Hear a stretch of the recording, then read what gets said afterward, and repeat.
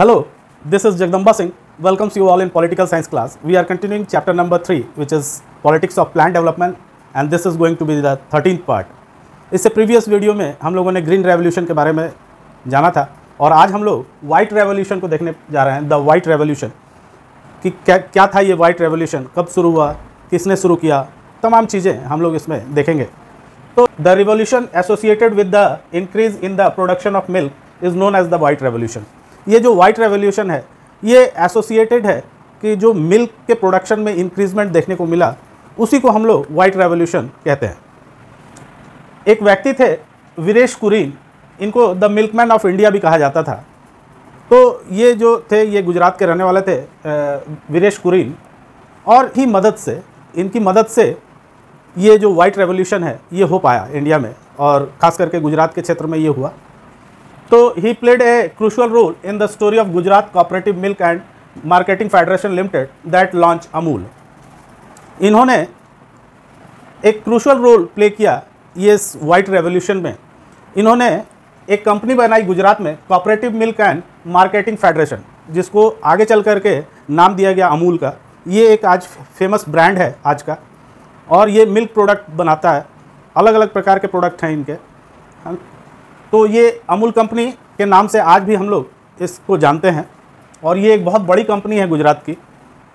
इसको कैसे इन्होंने इस्टेब्लिश किया और क्या था वाइट रेवोल्यूशन। तो Amul is a dairy cooperative movement joined by about 2.5 million milk producer in Gujarat. सबसे पहले हम लोग ये जानेंगे कि ये कोऑपरेटिव क्या होता है, इस कोऑपरेटिव वर्ड का क्या मतलब है। तो कोऑपरेटिव एक ऐसी संस्था होती है, ऐसा ऑर्गेनाइजेशन होता है जिसमें काम करने वाले ही उसके ओनर्स होते हैं।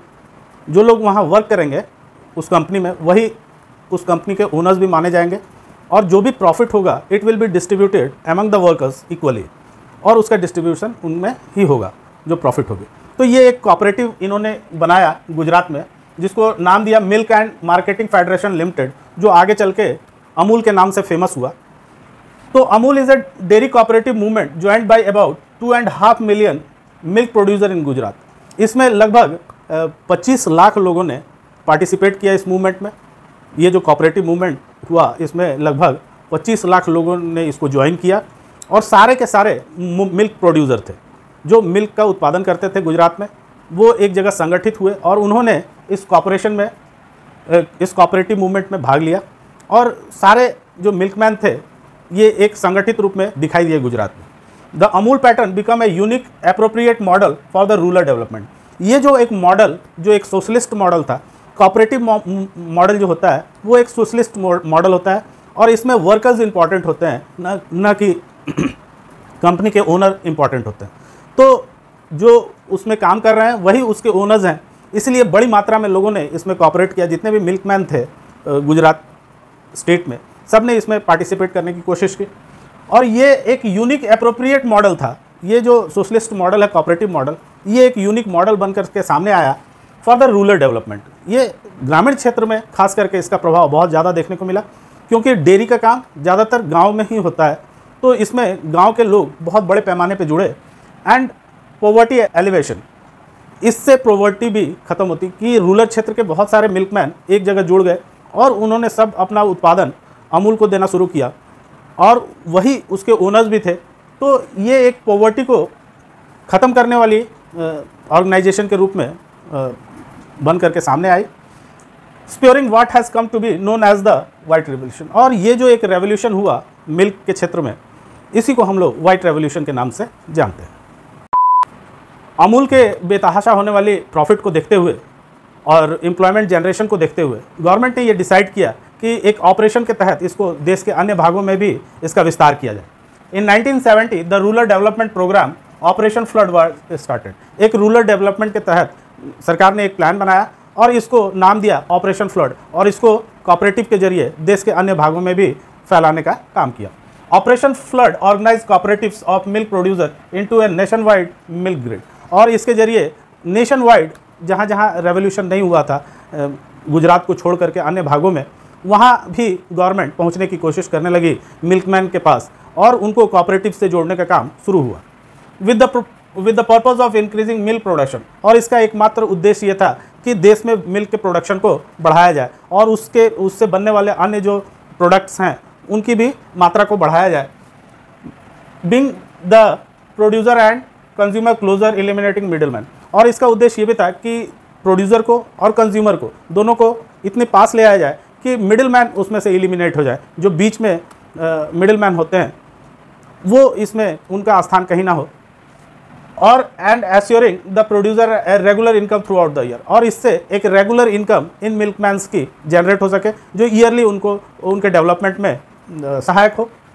It was dairying as a path of development, ये गवर्नमेंट जो था इसको डेवलपमेंट का एक पाथ मान रही थी कि इस तरह से कोऑपरेटिव में जुड़ के जो मिल्कमैन है वो अपना डेवलपमेंट काफ़ी तेज़ी के साथ कर सकते हैं। For generating employment and income for the rural house hold and eliminating poverty, और इस तरह से वो पॉवर्टी को वह हटा सकते हैं, एम्प्लॉयमेंट जनरेट कर सकते हैं और एक regular yearly income in milkman को मिल सकता है। ये सोचते हुए गवर्नमेंट ने इसे देश के अन्य भागों में भी फैलाने की कोशिश की।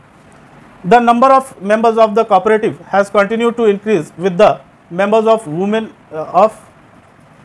Women members women dairy cooperative society also increase significantly, और इसको बढ़ाने के क्रम में कोऑपरेटिव के जरिए बहुत सारी महिलाओं को भी जोड़ा गया और उस डेयरी का नाम वीमेंस डेयरी रखा गया, और इस तरह से वीमेन जो मेंबर्स थे इनकी संख्या काफ़ी तेज़ी के साथ बढ़ी और देश में चारों तरफ दूध की नदियाँ बहने लगी।